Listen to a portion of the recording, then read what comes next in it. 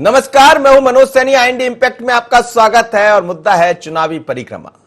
जब चुनाव सामने होते हैं तो नेता परिक्रमा पर निकलने लगते हैं और परिक्रमा होती है जनता की, परिक्रमा होती है उन क्षेत्रों की जहां ये बताने का प्रयास किया जाता है कि हम आपके साथ हैं। लेकिन 5 साल तक इस बीच में कुछ नेता ऐसे जरूर हैं जो सीधे जीवंत संपर्क में रहते हैं, लेकिन अधिकांश नेता शायद इससे बचना चाहते या ये मानकर चलते कि अब मैं तो मंत्री बन गया, मैं विधायक बन गया, सांसद बन गया, मुझे अब किसी की पदयात्रा करने की जरूरत नहीं, क्योंकि अब तो पदयात्रा उनके लगाने की बारी है जो अभी तक हमसे वोट मांगने आ रहे थे। और ये देखा जाता है, फिर आदमी पहुंचता है, अपनी गुहार लगाता है और पदयात्रा पर पदयात्रा करता है। लेकिन अब नेता पदयात्रा पर निकल रहे हैं और ये पदयात्रा शुरू कर रही है कांग्रेस, जिसमें गोविंद सिंह भी पदयात्रा पर होंगे, अजय सिंह भी पदयात्रा पर होंगे और इससे पहले हम दिग्विजय सिंह जी को भी पदयात्रा करते देखे।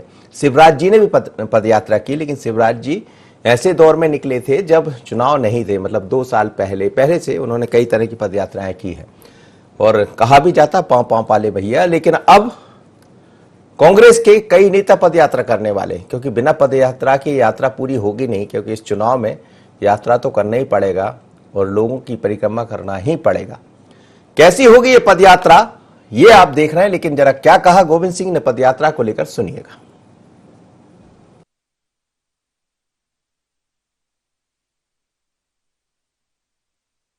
भिंड, दतिया, मुरैना जिलों में भारी पैमाने पर सिंध एवं चंबल नदी में अवैध उत्खनन हो रहा है। एक दिन में भिंड जिले में 1000 से के बड़े बड़े हाईवा ट्रक और छोटे वाहनों से अवैध उत्खनन 50 से 60-70 लाख तक की चोरी पर डे हो रही है।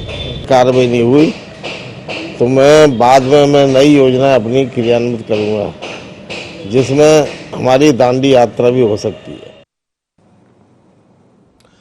तो बता रहे थे डॉक्टर गोविंद सिंह की ये पदयात्रा अवैध उत्खनन को लेकर है। दरअसल वो ऐसी यात्राएं लोगों से मिलने का काम तो करते रहे, लोगों के सीधे संपर्क में रहे हैं, पर यह पदयात्रा चुनाव से ठीक पहले उसी क्षेत्र में हो रही है जहां से कुछ वोट की उम्मीद की जा सकती है। और गोविंद सिंह उस क्षेत्र के पुराने नेता है, लगातार चुनाव जीतते रहे, कई बार मंत्री रहे। अजय सिंह भी निकल रहे हैं पदयात्रा पर, वो भी पदयात्रा करेंगे और उस पदयात्रा के जरिए वो भी उसी जगह पहुंचेंगे जहां जहां चुनाव होना। तो क्या ये फायदे के लिए होगी? और स्वाभाविक है, चुनाव में जब निकलते हैं नेता तो बहुत कुछ उम्मीदें करते हैं। डॉक्टर गोविंद सिंह की बात करें, अजय सिंह की बात करें, दिग्विजय सिंह की हम बात कर रहे थे, वो नर्मदा परिक्रमा पर निकल पड़े थे। 2013 में हमने अजय सिंह यादव को पहले भी पदयात्रा करते देखा था, 2018 में भी हमने उनको देखा था। अरुण यादव भी एक बार अपनी न्याय की यात्रा लेकर निकले थे और न्याय मिल भी गया था, इसीलिए सरकार की वापसी हुई थी। अब फिर से 5 सितंबर 11 सितंबर तक ये पदयात्रा चलने वाली है और जन जागरण अभियान इसमें होगा। नाहर गांव से इसकी शुरुआत होगी जैसा कह रहे हैं, लेकिन उसके अलावा अजय सिंह की बात करें तो वो भी पदयात्रा में नजर आएंगे। तो क्या असर पड़ेगा? अजय सिंह 5 सितंबर को अपनी अजय सिंह शुरुआत कर रहे हैं, वो भी राज्यसभा सांसद 6 सितंबर को विवेक तनखा भी इसमें शामिल हो सकते हैं जैसा कहा जा रहा। कंप्यूटर बाबा, राजेंद्र सिंह, मोहन प्रकाश, ऐसे तमाम बड़े नेताओं की बात है। 9 सितंबर को पूर्व मंत्री सज्जन सिंह वर्मा भी यात्रा पर निकल रहे हैं। 10 सितंबर को यूपी के पूर्व मंत्री विजेंद्र प्रताप सिंह भी। तो ऐसे तमाम तरह के लोग हैं जो पदयात्रा पर निकल रहे हैं। और चुनावी परिक्रमा क्या जनता की परिक्रमा पूरी कर पाएगी, ये समझना पड़ेगा। योगेश जी मेरे साथ जुड़ रहे हैं, वरिष्ठ पत्रकार हैं, बाकी और भी मेहमान जुड़ेंगे, उनसे भी बात करेंगे। योगीराज जी, क्या कहेंगे? हमने देखा है कि जब चुनाव होते हैं तो उससे पहले परिक्रमा होने लगती और चुनाव के बाद तो फिर जनता परिक्रमा करती है नेताओं की, सोचती है कि अब परिक्रमा करते रहें। एक बार आते हैं अपने काम के लिए, 2 बार आते हैं। लेकिन ये उपचुनाव में जो परिक्रमा दिखाई दे रही है, जिसमें गोविंद सिंह भी परिक्रमा पर होंगे, सज्जन वर्मा भी होंगे, अजय सिंह भी होंगे, क्या आपको लग रहा है कि कांग्रेस की ये परिक्रमा मकसद पूरा करेगी? हालांकि मनोज जी आपने सही कहा कि ये भी परिक्रमा करते हैं, पर जनता ही इनकी परिक्रमा करती है। और परिक्रमा हर आदमी चाहता है, चुनाव के समय सब परिक्रमा याद आती हैं और सीधा सीधा उसका उद्देश्य एकमात्र होता है वोट लेना। और आप ये देख लो कि भारतीय जनता पार्टी का जो स्वरूप है तो रथ यात्रा का ही स्वरूप है। जब 2 से 300 तक आ गए, 2 सीट हुआ करती थी बीजेपी की, आज 300 से ज्यादा है। और वास्तव में अब आप देखा जाओ, यात्राओं का इतिहास बड़ा पुराना रहा है, चाहे वो महात्मा गांधी ने दांडी यात्रा निकाली हो, चाहे जयप्रकाश नारायण ने सत्ता बदलने के लिए निकाली हो, या विनोबा भावे ने निकाली हो। लेकिन सबके उस समय के उद्देश्य पवित्र उद्देश्य हुआ करते थे। आज का उद्देश्य पवित्र उद्देश्य नहीं है। आज का उद्देश्य केवल यही उद्देश्य है कि कैसे वोट कमाया जाए, और उसके लिए सबसे अच्छा साधन होता है यात्रा निकालना। यात्रा से डायरेक्ट आप चूंकि अपने वोटरों से कनेक्ट होते हैं, लोगों से मिलने का आपको मौका मिलता है, आपको फीडबैक मिलता है, अपने कामों का फीडबैक मिलता है, आप किस दिशा में जा रहे हैं वो जनता आपको बताती है, जनता के क्या काम है वो जनता बताती है। तो यात्राओं में लाभ तो बहुत जबरदस्त होता है, और जितने भी राजनेता सफल हुए अभी तक इतिहास में आप उठा के देख लीजिए, उसमें कहीं ना कहीं यात्राओं का योगदान रहा है। मध्य प्रदेश के संदर्भ में भी अभी आपने जिक्र किया, नर्मदा परिक्रमा दिग्विजय सिंह जी ने की थी, और मुख्यमंत्री शिवराज सिंह तो पाँव वाले भैया के नाम से ही जाने जाते हैं। जी। तो उन्होंने भी अपनी यात्राओं से ही अपनी राजनीतिक जमावट की। तो जो भी यात्राओं पे निकला है उसका लाभ जरूर मिला है। लेकिन मेरा यहाँ पे केवल कहना यही है कि यात्रा का उद्देश्य पवित्र होना चाहिए। ये यात्राएं पूरे 5 साल निकलना चाहिए। ये केवल ये नहीं होना चाहिए जब चुनाव आए तब आपने यात्रा निकाली। आप पूरे 5 साल यात्राएं निकालोगे तो जनता से आप कनेक्ट भी रहोगे, जनता से आपको फीडबैक भी मिलेगा, और आपकी सही जमीन तैयार होगी। आपको किस दिशा में जाना है, कौन से आपको काम करना है, ये सारा फीडबैक आपको यात्राओं से मिलता है। तो यात्रा निकालना मेरे हिसाब से तो बहुत आवश्यक है, पर उसका उद्देश्य सही होना चाहिए। जी, लेकिन जी चलिए, मेरे साथ 2 मेहमान और जुड़ रहे हैं, आप बने रहिएगा योगीराज जी। अजय बिश्नोई जी हैं, पूर्व मंत्री मेरे साथ भारतीय जनता पार्टी, तो साथ ही लाखन सिंह यादव जी हैं, पूर्व मंत्री कांग्रेस से। लाखन जी के पास सबसे पहले, लाखन जी, अलग अलग पदयात्राएं शुरू कर रही है कांग्रेस, और 18 में जो आप चुनाव जीते उसके बाद जो भी हुआ, खैर उसकी कई बार चर्चा हुई है, और अभी भी आप उस चर्चा को शामिल करेंगे ही उसमें। लेकिन ये पदयात्रा का क्या आपको लग रहा है कि जनता की जो पदयात्रा, गोविंद सिंह जी पदयात्रा शुरू कर रहे हैं, अजय सिंह जी पदयात्रा शुरू कर रहे हैं, सज्जन वर्मा पदयात्रा में शामिल हो रहे हैं, अलग अलग तरह से अलग अलग तारीखों में, क्या कांग्रेस वो मैसेज देना चाहती है कि हम क्यों सत्ता से बेदखल हो गए? देखिए, डॉक्टर गोविंद सिंह जी 5 तारीख से 11 तारीख तक भिंड और दतिया क्षेत्र के दोनों जिलों में अपनी पैदल यात्रा शुरू कर रहे हैं। हमारी पार्टी के काफी वरिष्ठ नेता हैं वो। निश्चित तौर पर जब कोई पदयात्रा होती है तो उसका कुछ न कुछ मुद्दा तो होता है, और डॉक्टर गोविंद सिंह ने जिस पदयात्रा को शुरू की है, राजनीतिक जीवन में हम लोग जीते हैं तो निश्चित तौर पर कई मुद्दों को लेके हम लोग इन सब चीजों को लेके निकलते हैं।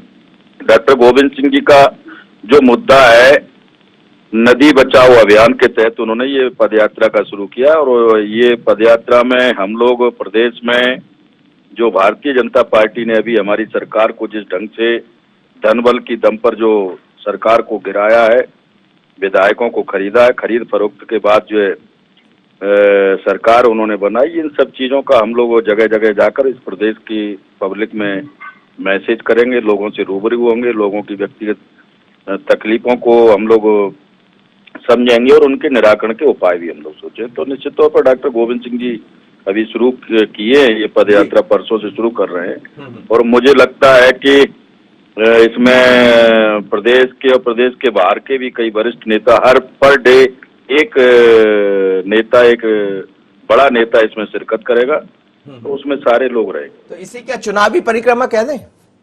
मैंने कहा ना कि राजनीतिक जीवन में हम लोग हैं, राजनीतिक हमारा जीवन है, तो इसमें कहीं न कहीं अल्टीमेटली घुमा फिरा के सारी चीजें चुनाव का ही दृष्टिकोण रहता है।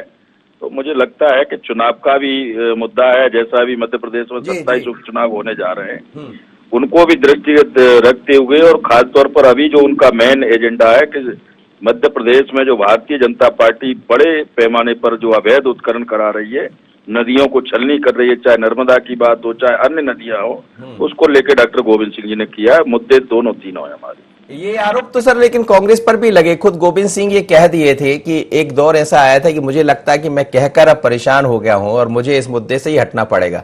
आपको याद होगा उनका एक बयान भी आया था। डॉक्टर गोविंद सिंह जी ने ये कहा था, लेकिन ये कांग्रेस के ही ऐसे लोग हैं या कांग्रेस पार्टी की ऐसी संस्कृति है कि यदि हमें कोई कमी होती है तो हम उसको सार्वजनिक उजागर करते हैं। भारतीय जनता पार्टी का तो काम गलतियों को छुपाना, बड़े बड़े बुरे कृत्य करना और उनको भी छुपाना, तो ये हमें और भारतीय जनता पार्टी में काफी फर्क है। चलिए, अजय बिश्नोई साहब जुड़ रहे हैं मेरे साथ, पूर्व मंत्री हैं, उनसे भी समझ लेते हैं। अजय बिश्नोई जी, कांग्रेस हो या बीजेपी हो, जब चुनाव होते हैं तो कई नेताओं को हमने देखा पदयात्रा पर निकल पड़ते हैं उसके बाद फिर जनता परिक्रमा करती है। गवर्नमेंट ऑफ इंडिया में मिनिस्टर कौन है आपके? अजय सिंह जी, एग्रीकल्चर। हाँ जी, अजय विष्णु जी, मेरी आवाज सुन पा रहे हैं? जी सुन रहा हूँ, सुनिए बोलिए। कांग्रेस परिक्रमा शुरू कर रही है, गोविंद सिंह परिक्रमा पर निकल रहे हैं, अजय सिंह जी परिक्रमा पर निकल रहे हैं, सज्जन वर्मा भी शायद परिक्रमा में दिखाई देंगे। ये चुनावी परिक्रमा है और इससे पहले तमाम सारे नेता भी परिक्रमा करते रहे। क्या जनता परिक्रमा करना अपना छोड़ देगी इन परिक्रमा के बाद? परिक्रमा करने निकले हैं, बहुत अच्छा है। जमीन पे उतर रहे हैं, बहुत अच्छा है। स्वागत है इनके सब प्रयासों का। पर एक लाइन में एक बात कह के मैं फुर्सत पाना चाहूंगा कि सब कुछ लुटा के होश में आए तो क्या हुआ। इसके पहले जमीन पे उतरते, पहले जमीन को समझते, पहले वास्तविकताओं को जानते, और कुछ नहीं तो अपने नेताओं को ही जानते पहचानते, तो शायद इनको लुटने की नौबत नहीं आती। तो आज की तारीख में यह परिक्रमा जो कर रहे हैं उस खोई हुई जमीन को पाने का प्रयास है, जो विरोध में रहते हुए इनको करना इनका नैतिक दायित्व है, इनका धर्म है। जरूर करिए, परिक्रमा कीजिए, पर अब आज की तारीख में जनता का मोह आपसे टूट चुका है, इसलिए इस परिक्रमा से जनता से आप आकर्षित नहीं कर पाएंगे, दोबारा चुनाव नहीं जीत पाएंगे, सरकार नहीं बना पाएंगे, ये निश्चित बात है। जी आप बने रहिएगा। लाखन जी आप सुन रहे हैं, जवाब दे दीजिएगा।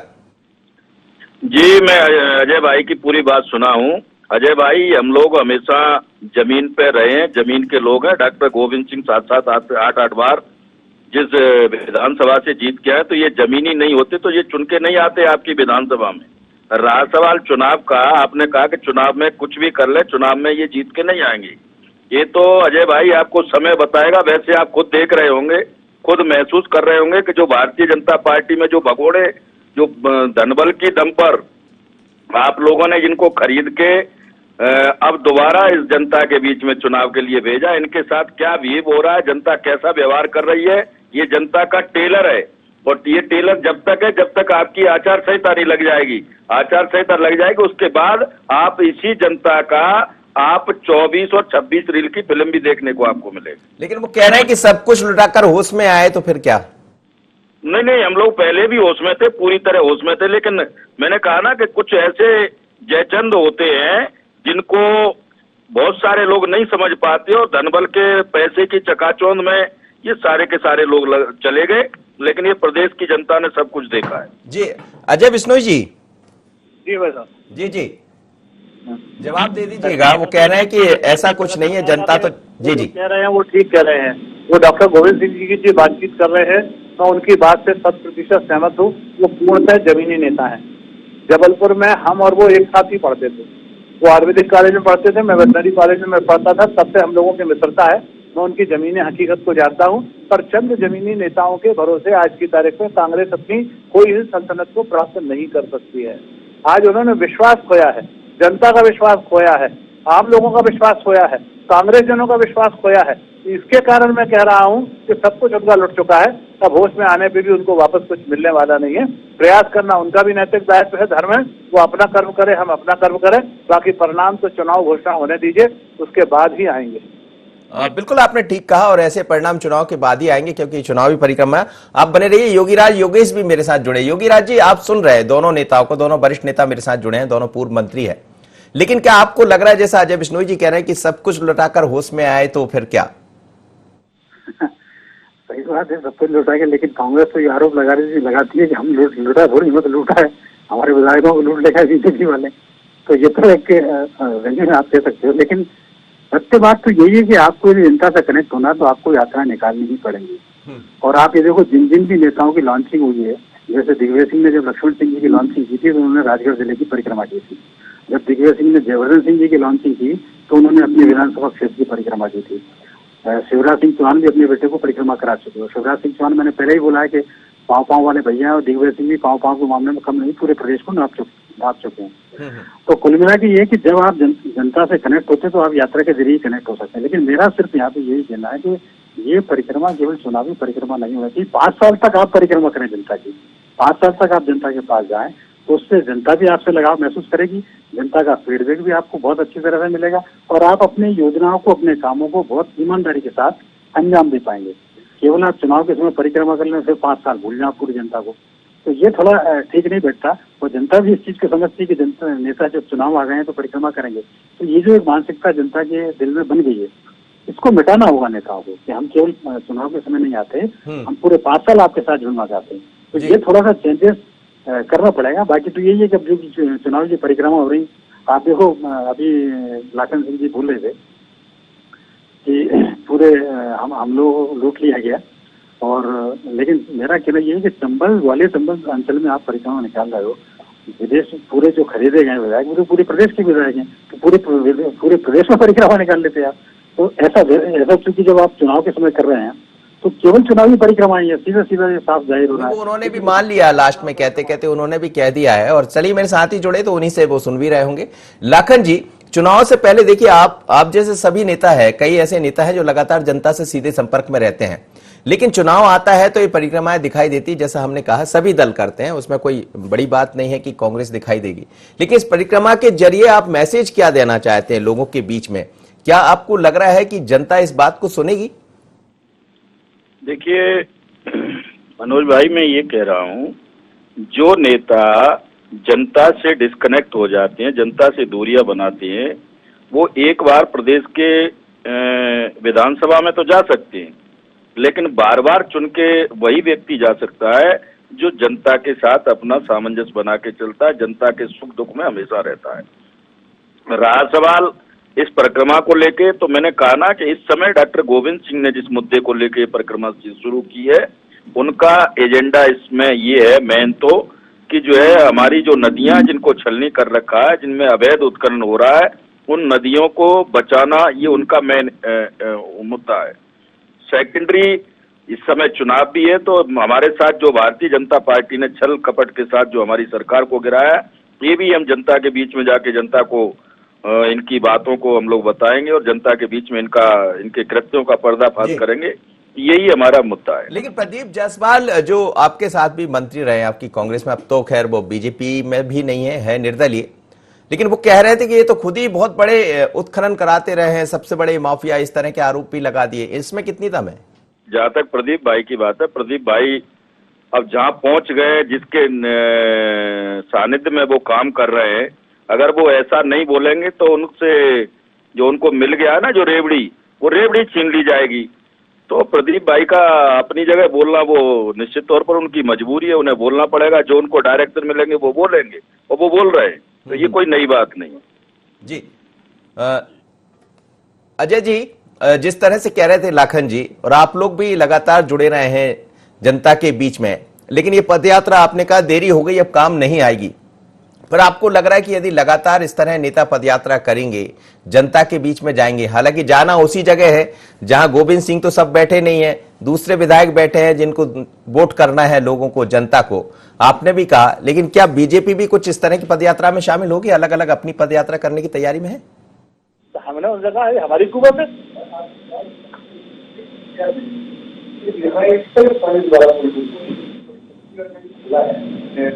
अजय बिश्नोई जी, अजय बिश्नोई जी, जी जी जी जी, जवाब दीजिएगा। लाखन जी कह रहे हैं कि हम तो पदयात्रा करेंगे और तमाम तरह की चीजें सामने रखेंगे।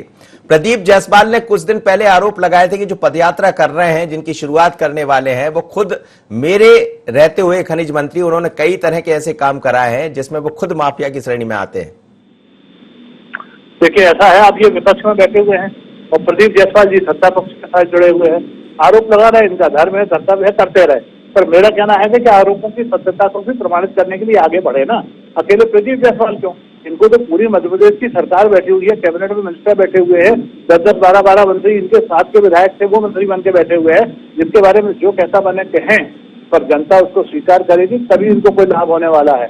पर जब ये कुछ कहेंगे दूसरों के बारे में, तब ये ध्यान रख के कहे कि शीशे के घर में रहने वाले दूसरों के घर पत्थर नहीं फेंकते।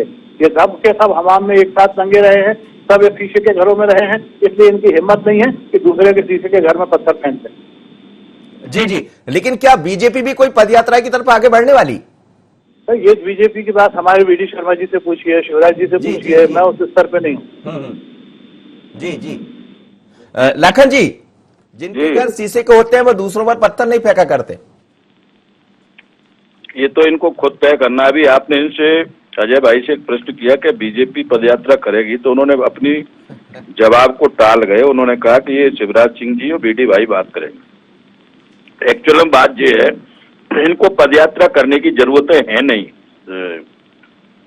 और इसलिए नहीं है मनोज भाई, हाँ। कि ये तो लूट खरोच वाले लोग हैं, धनबल की दम पे सरकार चाहे कोई भी है, जनता ने जनादेश किसी को भी दिया हो, ये तो लूट खरोच करके सत्ता में बैठने वाले लोग हैं। तो इन्हें पदयात्रा और जनता के बीच में जाने की कोई आवश्यकता नहीं है। वो ये सारा का सारा परिदृश्य ये इस प्रदेश की जनता ने देखा है, वो आने वाले उपचुनाव में इनके रिजल्ट भी आपको देखने को मिले। अजय बिश्नोई जी, जी वो कह रहे हैं कि आप लोग को तो जरूरत ही नहीं है क्योंकि आप तो लुटेरे हैं। बीजेपी की बात कर रहे हैं, आपकी बात नहीं कर रहे। लखन सिंह जी की बात का जवाब बहुत लंबे में नहीं देना चाहूंगा। मैं सिर्फ इतना कहना चाहता हूँ, ना नाक दूर ना हथिया, आने दीजिए चुनाव, और चुनाव के परिणाम सब चीजें अपने आप जनता के सामने आ जाएंगी। अभी फोकट में सूप पड़ाने से कोई फायदा नहीं। जी जी, योगी राज जी, यही दिखाई दे रहा है कि चुनाव से पहले ये सब चलेगा, लेकिन क्या जनता इस परिक्रमा को समझ पाएगी? क्योंकि कांग्रेस ने जो खोया है, 2018 में जीत हासिल की, जनता ने विश्वास जताया, आपको सरकार में बिठा दिया, उसके बाद जो जो स्थितियां निर्मित हुई है वो भी दिखाई दे रही। अब लाखन जी भी यही कह रहे हैं कि हम जनता के पास उन्हीं सारे मुद्दों को लेकर जा रहे हैं, पदयात्रा के जरिए जाएंगे, चाहे अवैध उत्खनन का मामला हो या किस तरह से लूट खसोट खरीदा गया, ये सब हो, ये मुद्दे काम करेंगे। देखिए साहब, जनता इतनी बेवकूफ नहीं होती, जनता बहुत अच्छी तरह समझती है, सारे राजनेताओं को समझती है, पूरी परिस्थितियों को भी समझती है। अवैध उत्खनन की जहां तक बात है, यदि कोई अवैध उत्खनन को लेकर यात्रा निकाल रहा है तो उसका स्वागत किया जाना चाहिए, लेकिन अवैध उत्खनन केवल ग्वालियर संभल में तो हो रही है, पूरे मध्य प्रदेश में हो रहा है। और जब कांग्रेस सरकार थी तब भी उनको पता था कि मध्य प्रदेश में अवैध उत्खनन हो रहा है, पिछले 15 साल से हो रहा है, ये आरोप लगाते थे। तो 15 महीने में एक आध दो आप पकड़ लेते, 2-4 बीजेपी वाले पकड़ लेते 2-4 लोगों को। तो केवल खाना पूर्ति करना और जनता को बेचारी को बेवकूफ बनाना, ये थोड़ा नहीं होना चाहिए। पॉलिटिक्स में पवित्र उद्देश्य होना चाहिए, और जो आप जिस उद्देश्य के लिए आप यात्रा निकालना, वो पूरा होना चाहिए, आपके कमिटमेंट पूरा होना चाहिए। यदि अवैध उत्खनन हो रहा है तो उस पर विराम लगना चाहिए, चाहे वो बीजेपी हो चाहे कांग्रेस हो। ये केवल चुनावी मुद्दा नहीं बनना चाहिए, और ये केवल चुनाव में बातें करने की बातें नहीं होना चाहिए, उसमें कुछ सार्थक परिणाम निकलना चाहिए बातों का। चलिए देखते हैं परिक्रमा में कितना सार्थक परिणाम निकलेगा। लेकिन लाखन जी, आपका बहुत बहुत धन्यवाद, आप मेरे साथ जुड़े। अजय जी आपका भी, और योगी राज जी आपका भी। लेकिन मध्य प्रदेश में चुनाव से ठीक पहले, उपचुनाव से पहले, ये उपचुनाव वैसे भी अपने आप में अलग है। इस तरह की संख्या बल में कभी उपचुनाव देखने को नहीं मिले। 27 सीटों पर उपचुनाव होंगे और मुकाबला बीजेपी कांग्रेस के बीच होना है। बीजेपी के पास संगठन की शक्ति है और कांग्रेस के पास गोविंद सिंह जैसे नेता हैं जिनकी संख्या काफी कम है, जो सड़क पर उतरे, मेहनत करें। लेकिन सवाल यही है, क्या ये मेहनत, चुनावी परिक्रमा जो दिखाई दे रही है, क्या जनता इस बात को समझ पाएगी? क्योंकि होता यही है कि चाहे बीजेपी हो या कांग्रेस, पहले खूब परिक्रमा होती है, बाद में जनता परिक्रमा लगाती है। पर इस बार तो जनता को ही जवाब देना, हर उपचुनाव या चुनाव हो, जनता ही तय करती है कि किसकी परिक्रमा कैसी होती है। इंतजार कीजिए। आज इतना ही, मुझे दीजिए इजाजत। बने रहिए IND 24।